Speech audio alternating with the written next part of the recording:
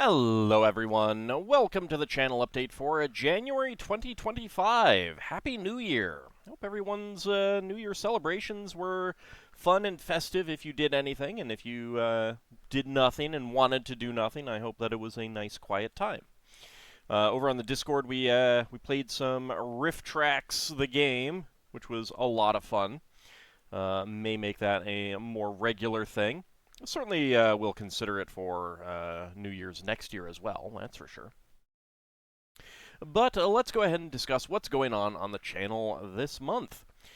So, first of all, Final Fantasy IX, which was the Patron's Choice 2024, the second winner of that. The other one was Secret of Monkey Island, which I completed a few months ago.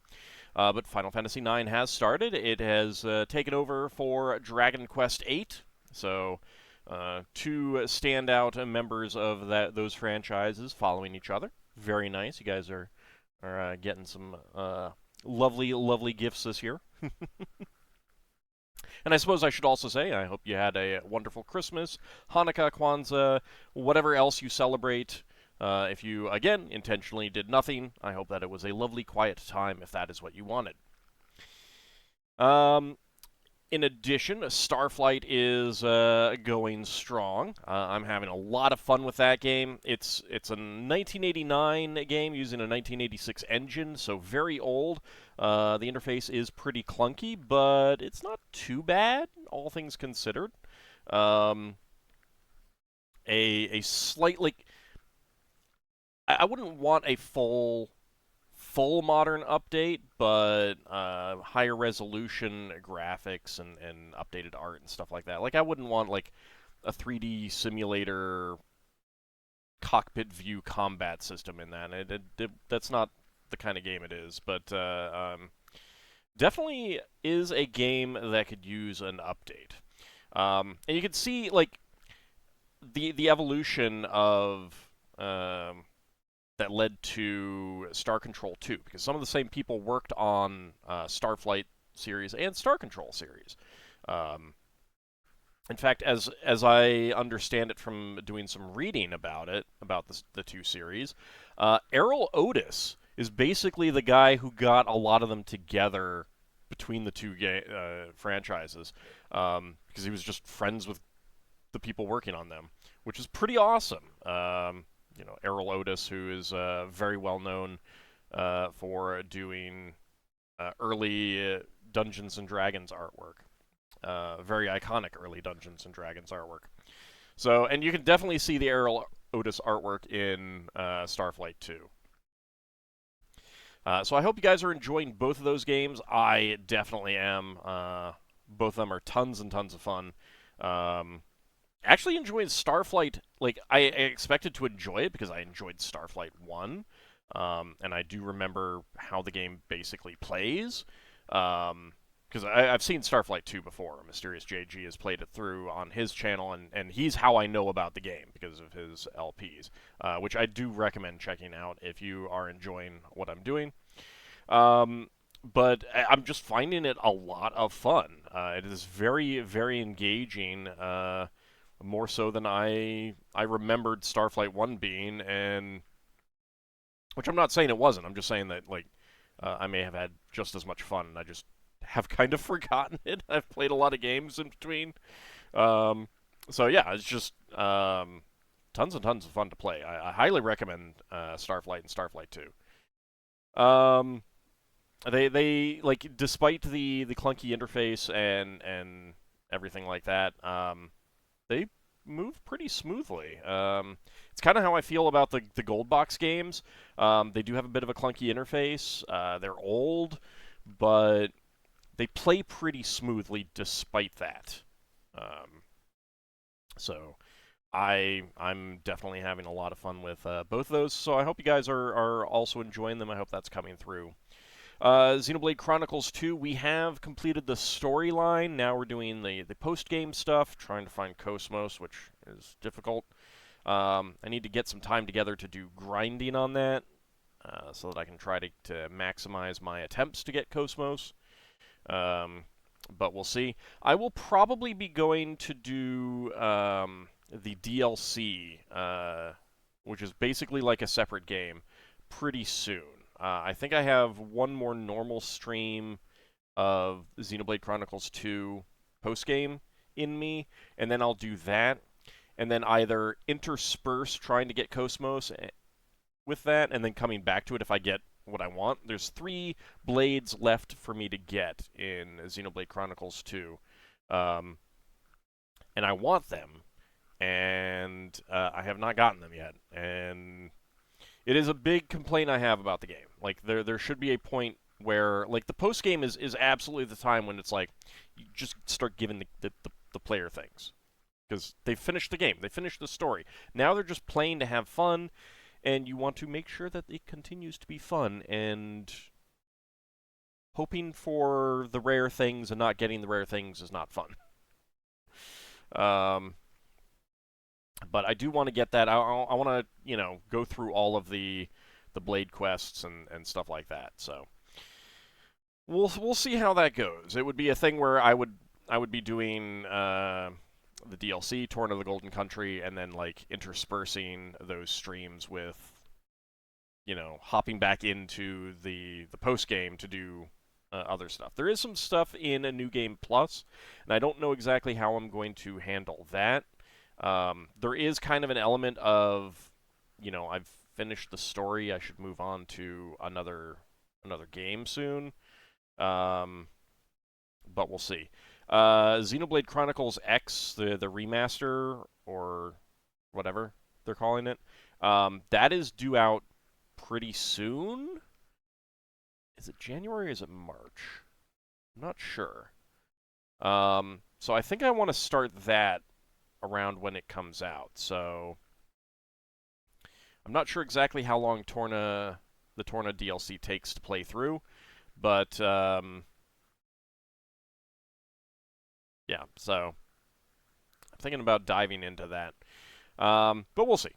I mean, I'm having fun with the game. I want the rare stuff now so that I can move on, kind of thing. And I want to get it on stream. Like, I could probably just grind all of this stuff out off camera, but then you'd miss out on seeing me get Cosmos and stuff, and I'd just be back and it'd be like, hey, I got Cosmos now, and I don't want that. So, anyway. Also, Dynamy Tracer with Zerfall, still ongoing with that. I think we have 2 more people. Yeah, 2 more characters to play through. And trying to figure out, like, we've done most of what there is to do in the game. So it is mostly just these other characters that we need to play through and see what they have to say and stuff like that. See what their stories are. But it's been pretty fun. We did get an ending where we got to see some special graphics, which had the characters in other games. Final Fantasy III, one of the romancing sagas. I feel like there was... Oh, and Second Densetsu 3. So, just as, like, single screenshots, but... It definitely was a thing where I was like, man, I wish they'd done that on Satellaview. Anyway. Also, Spelljammer still ongoing on Saturdays. We are into a new adventure arc. So do check that out if you haven't. I've also changed the thumbnail for this series. I'm not sure if I'll go back and change all of the old ones, but I kind of wanted to get a new... have it match up with the others, so I've got my banner on now. So we shall see how that goes. I did put those on, like I did the testing there. The YouTube allows you to do A/B testing, which is technically ABC because you can put up to 3, and see which ones perform better. I don't know how it really displays, and there is an element of like I kind of expect my subscribers, if they're going to be watching my Spelljammer videos or my Starflight videos or my Final Fantasy videos, to be checking it, clicking on it regardless of what the thumbnail is. So, I don't know how accurate it is. Like, and you can't really just see it as like, tell me how this performed with people who are not subscribed, kind of thing. So it it could be better. We'll put it that way. We'll put it that way.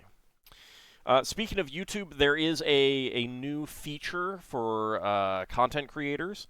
It's an inspirations tab. So like you got these tabs up here on the creator dashboard. There is an inspiration tab, and now it explore and brainstorm video ideas. So they're shoveling more AI slop at you. And this is based on what you've played. So, like, I've done this a couple times just to see what it does, and it really is slop. It is AI slop.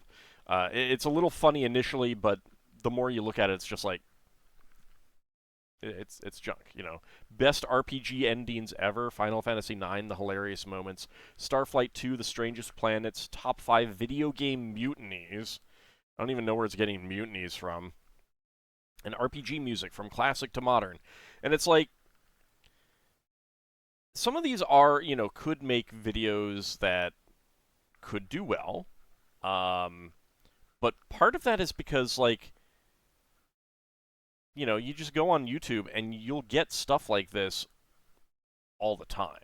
It just serves up an endless supply of top 5, top 10, blah, blah, blah kinds of things. And most of those are the kind of thing, it's where you put it on, it's in the background, you're not really paying any attention, it's done, and it's out of your head. And that is like the most basic definition of content there is, and that is one of the things that YouTube is most interested in. That's one reason why. Like, this is not suggesting me start any new Let's Plays. This is not suggesting, hey, maybe you should go play Final Fantasy X since you've played all the others. Maybe it would do well, kind of thing. It is suggesting one-off videos that are really designed to just get a bunch of people to click on them and then not pay that much attention, and once it's done, it's out of their heads. I mean, like, how many top 5, top 10 things have you looked at that have stuck with you? I've watched a few, and I cannot recall anything about them other than occasionally some of them, like, I remember somewhere I was like, all right, well, that was just dumb. Those their decisions to put these things in the top spots, dumb. And that's all I remember about it. I don't remember what exactly they chose. I don't remember which ones I disagreed with or anything like that. I just remember it being dumb. And that's not all the ones that I've watched. I remember one, I know that I've watched some where it's like they had their, banal opinions. Like, okay, yeah, it makes sense that this one was number 1 or whatever. Because it's banal. It's whatever. But I don't remember those videos. I don't remember who created them or anything like that. And it's just like, yeah. So it is very much serving up suggestions to make more slop for the YouTube algorithm. And it's one of the reasons why YouTube doesn't like my kind of content, the serial long form LPs. The YouTube doesn't like that anymore, and this is the kind of this is kind of why they want this stuff. I read a really good article about Netflix, and specifically the Netflixification of movies. And it's kind of related to the concept that was coined in shitification, where, like, Amazon and Google, they create a product that is very good for the consumer, and then once it is really good for the consumer and they've gotten all of the consumer, like they've captured the consumer market, then they make it really good for the producers. Like, Amazon first made it really good for consumers.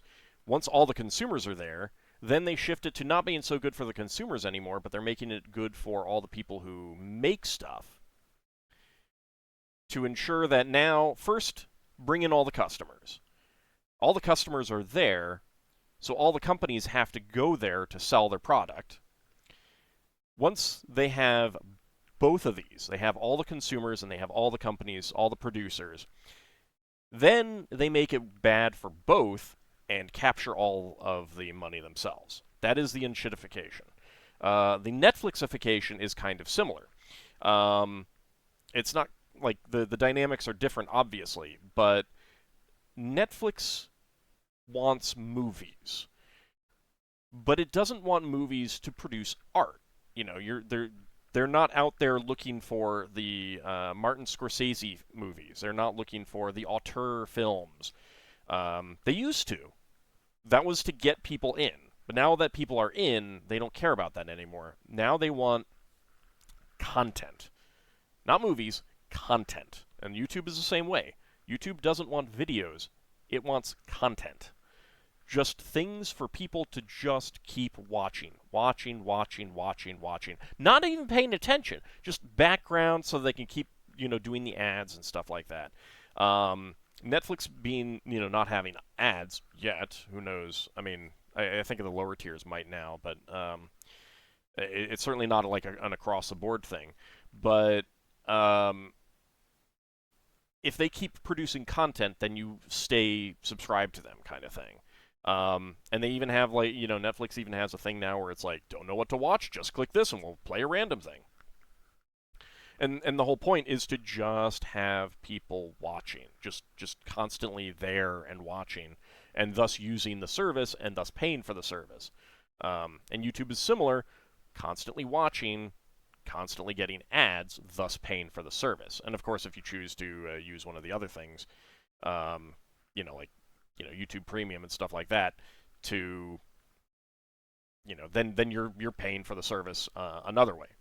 And it's just this thing where what is being produced no longer matters so long as something is being produced. That's why, like, Netflix early on went out and got a lot of film creators and had exclusive contracts and stuff like that, and got a lot of really good early movies. But now, like, when was the last time you remember watching a Netflix exclusive movie? The television side is still different on Netflix for now. I don't, I'm kind of expecting it to change, and of course, Netflix has canceled some good stuff just because they got people in and that was done, But like I can see that changing on the TV side, but on the movie side, they're just putting out tons and tons and tons of movies that they don't care about, and their studio notes to the creators of these movies tends to be along the lines of, have the characters say what they're doing more often, so that people who aren't paying close attention can follow along, kind of thing. And it's like, again, like, that's just content. And here you can see with this inspiration tab, that's exactly what YouTube wants. It just wants content. It doesn't care what you're making. It just wants you to make more stuff.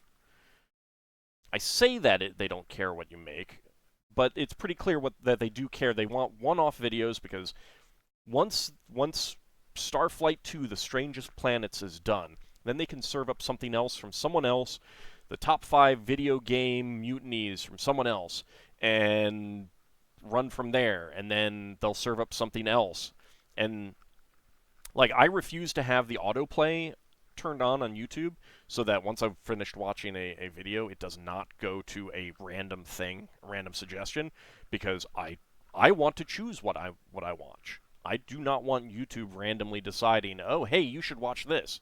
The only time autoplay is on for me is if I'm in a playlist. If I am watching through a Let's Play, I have finished episode 12, then yes, I want it to automatically go to episode 13. But otherwise, no, I don't want YouTube to decide to show me top 5 video game mutinies after Starflight 2, The Strangest Planets. I want to choose what I watch. And I watch the things. I don't, You know, if I'm watching a one-off video, I'm watching the video for that.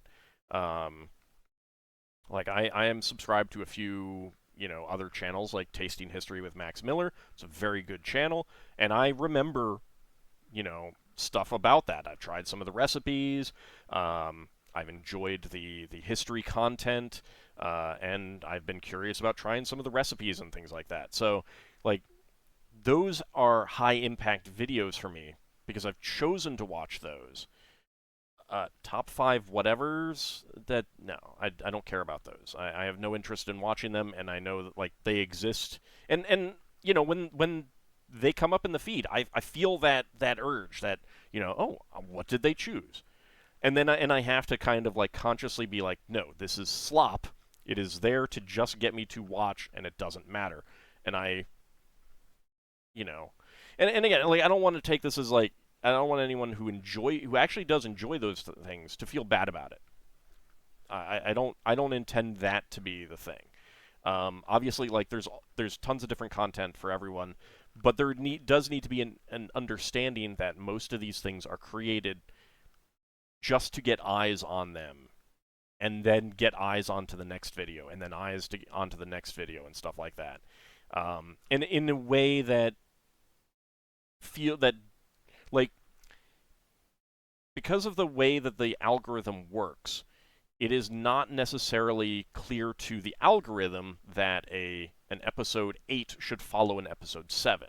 Oftentimes it will, but I have definitely seen it suggest, after watching episode 32, that it's suggesting 46 rather than 33.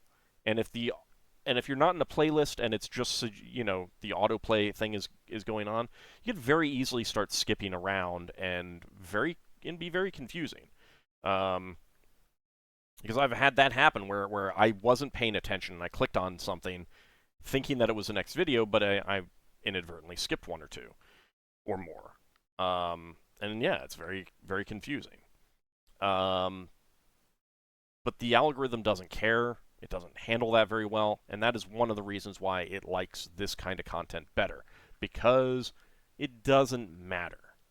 If you've watched Final Fantasy IX, The Hilarious Moments, then, like, there is no obvious follow-up to that.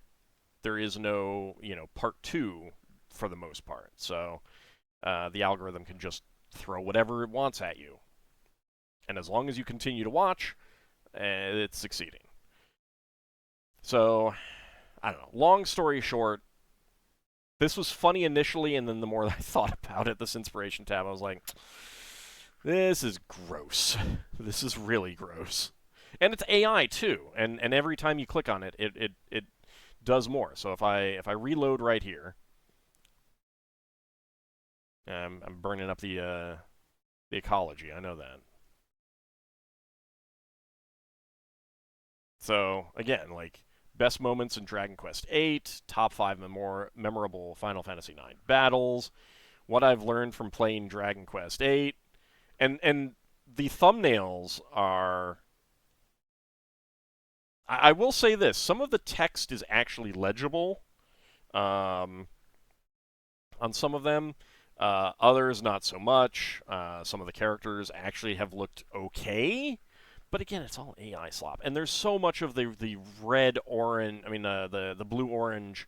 Like here, you know, you got blue, you got orange, you got blue, you got orange. This is black and gold, which is a different thing. Black and gold here, but so many of them are that red orange. Why do I keep saying red? The blue orange dynamic that you see in a lot of movies. It was huge a few years ago. Especially in, like, Michael Bay films, if I remember correctly, because like those two colors, you know, color theory wise, it makes them pop and stuff like that. I don't know the details. I'm not that good about color theory and stuff like that, but I've read some things about that and why that's gotten so overused. And because of that, like, every time I see it now, and especially when you're looking at this thing, it is so clear when you get, like, 4 or 5 thumbnails and they're all that red-orange. I did it again, the blue-orange thing. Um, it just it more so than before. It just like glaring at me. It's like, hey, look, I am specifically designed to catch your eye and grab you, and it feels so cynical too. So, anyway, that's that's something new on YouTube that I hate. So I figure why not share that? Have a bit of a rant.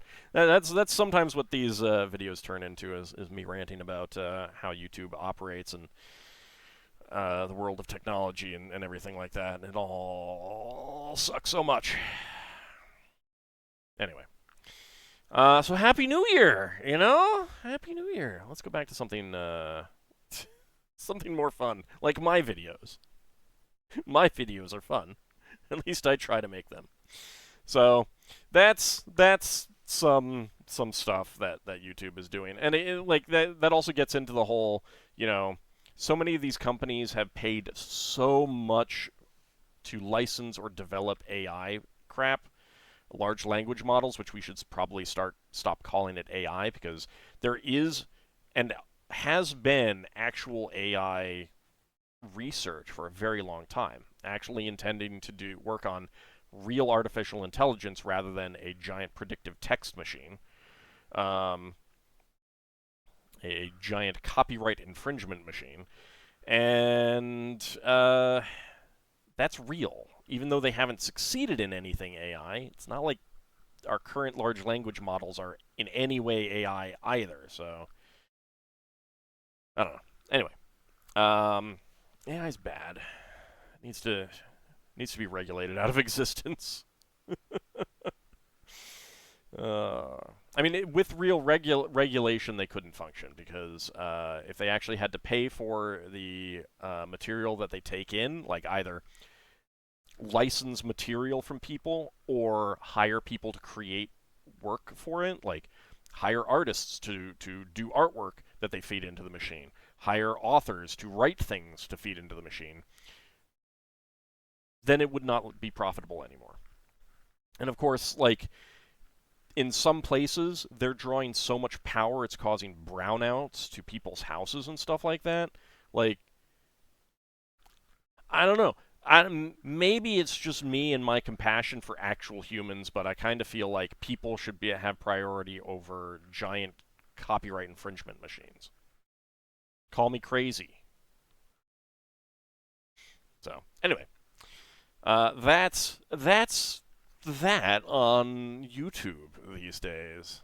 Um, for those who have been following along for a while, you know that I am doing D&D deities, trying to do once a month, and I've been pretty successful a few times when my depression lately has been hitting me. Big part because I lost my father a couple years ago. That really hit me hard.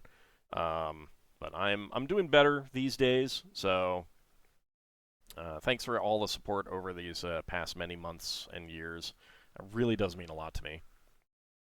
But I'm actually closing in on the end of my Monster Mythology update project.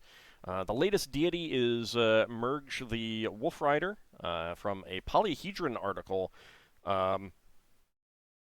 actually brought to my attention by Eric Boyd himself, who like started, you know, I looked to him as inspiration for this whole project because of his work on published Forgotten Realms material. Faiths and Avatars book, Powers and Pantheons, and Demi-Human Deities.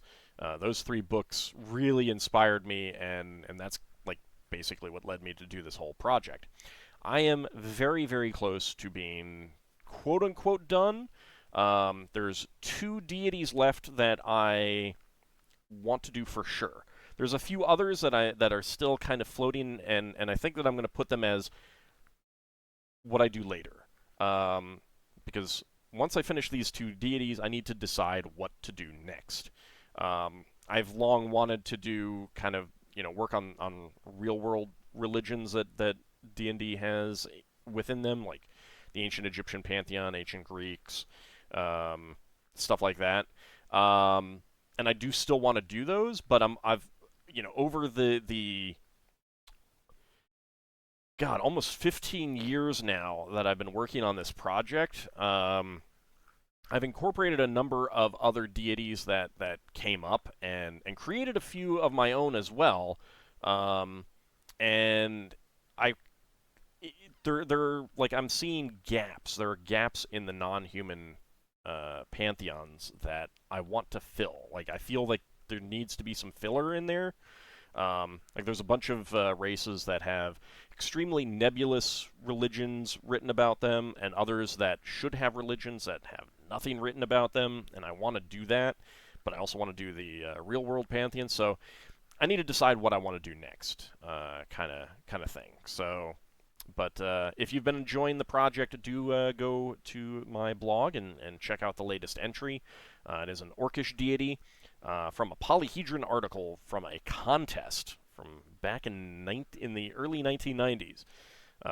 But Eric Boyd himself brought it to my attention, so I'm pleased to share my latest entry with everyone. So go check it out. And I also want to give a really big, heartfelt thank you to all of the people who've been supporting me over on Patreon, on Twitch with subscriptions and bits, on Ko-fi with buying me hams, or coffees as it is. Actually, I think it might be hams now. I don't know. We'll need to look at that again. I glanced at it and it seemed like it was hams, but that used to be something you had to pay for. So I don't know. And of course, here on YouTube with channel memberships and super thanks.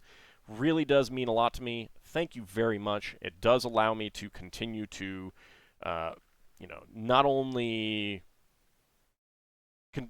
have fun with this. This is my job now. This is what I do full time. This is how I earn most of my money. So it really does mean a lot to me that there are those of you out there who wish to support me and have supported me. Many of you for many years. It really does mean a lot to me that you guys are enjoying my content so much, and I want to continue doing that for years to come. So please do, if you yourself have been thinking about it, even a one-time, like a super thanks or a one-time donation on Ko-fi or bits on Twitch. All of that does go a long, long way to helping me support the channel, like keep me producing material, gives me food to eat, a roof over my head, an internet connection that is a little necessary. It's kind of useful to this job. But for those who cannot support me in that way, do remember that likes on the videos, comments, and watching them fully, all of that does go a long, long way to boosting the videos up in the YouTube algorithm, especially considering, as I was talking about before, the YouTube algorithm does not like this kind of content anymore. There's a reason why a lot of people who do make this sort of content have moved away to doing other things, either going to Twitch full-time or doing other things and other types of videos entirely, or just stopping. If YouTube were more friendly to it, I think that you would have more people still doing it. But I have no plans to stop anytime soon. Hopefully, the controller will have to be pried from my dead cold hands before I stop. So, thank you guys very, very much for all the support, and please remember that things might get bad coming up here in the U.S. Certainly, elsewhere, of course, because everything that happens here in the U.S. flows outward, essentially. But staying positive, like even in the face of bad things, staying positive does have a huge impact on things. And obviously, like it can be hard. It really is. It really can be. Um, but do what you can where you can. Help people out. Be a helper, as it is said. Um, and just generally focus on being a good person and doing good and helping other people out, caring for others. Nothing is permanent. Good or bad, nothing is permanent. We have to keep fighting for the good, and we have to keep fighting off the bad. So, uh, focus on that and do what you can where you can. Uh, don't get discouraged feeling that you should be doing more. You know, things like that. Just do what you can because every little bit does go a long way to making the world a better place. It really does. So thank you guys. I hope that despite what may be coming, 2025 for you does turn out to be a great year. And I hope that you had a wonderful holiday season. Thank you all for watching, and I will see you in the next Let's Play. See you then, everyone.